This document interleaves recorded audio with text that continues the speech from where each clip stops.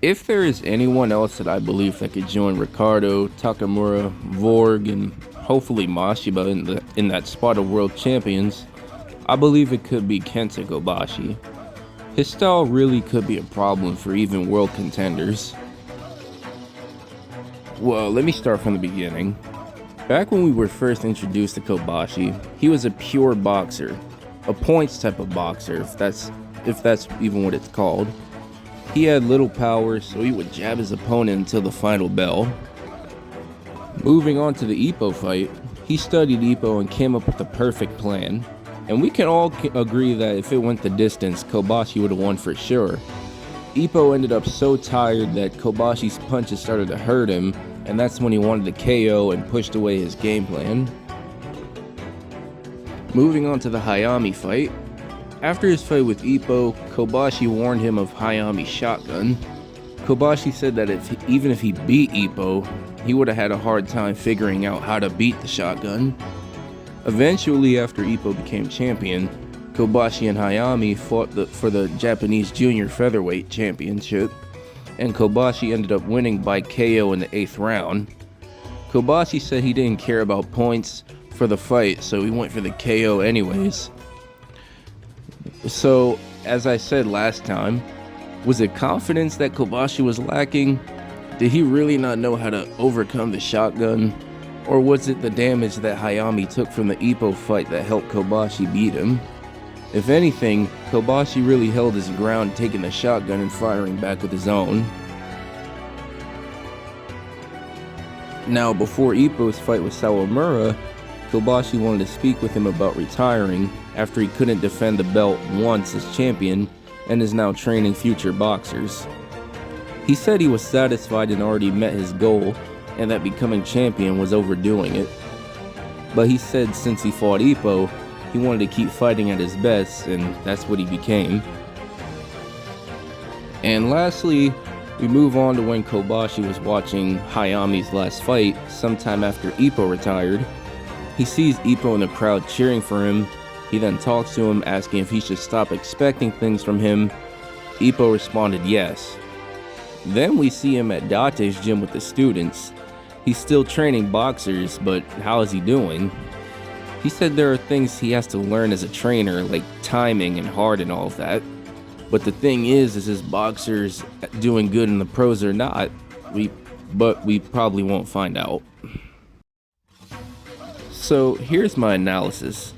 Referring back to his style mostly resembles hit and not get hit.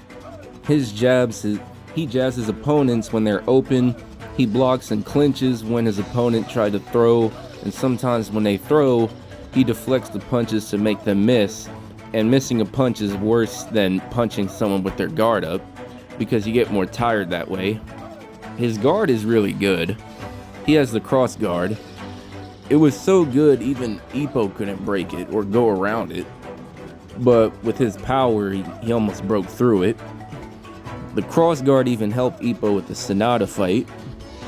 If Ippo couldn't break it, I doubt Sendo, Miyata, Vorg, Ricardo, literally anyone in or around his weight class could break it.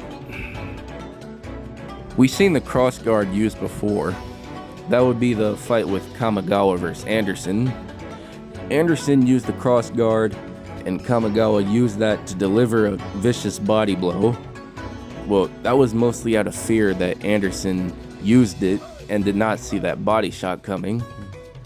Kobashi was feeling confident and saw all the punches coming. He was just hiding that he couldn't keep up his guard with Ippo's power.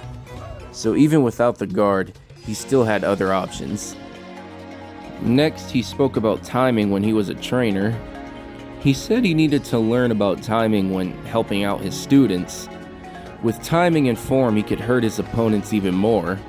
If this is even a thing, I believe there's 2 types of timing, and Kobashi mastered one of them. The timing of catching, guarding, and deflecting, which is the one I think he mastered.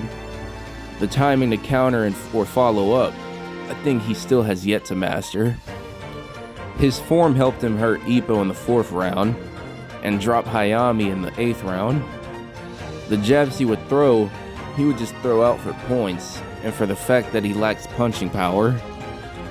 For his heart, he showed a lot trying to knock out Ippo, and with the Hayami fight, for the first time he felt a knockout coming, he got careless and took a couple punches to the face and the body.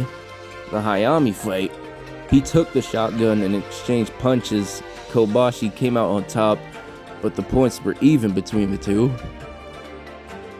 So overall, Kobashi is a top quality boxer with a few flaws he has to fix. If he did move up to the world, he would have had to do more than just a few jabs here and there. He would have to sharpen and learn offensive timing to become a way better boxer. But his IQ and tactics are amazing, despite how boring his style may be.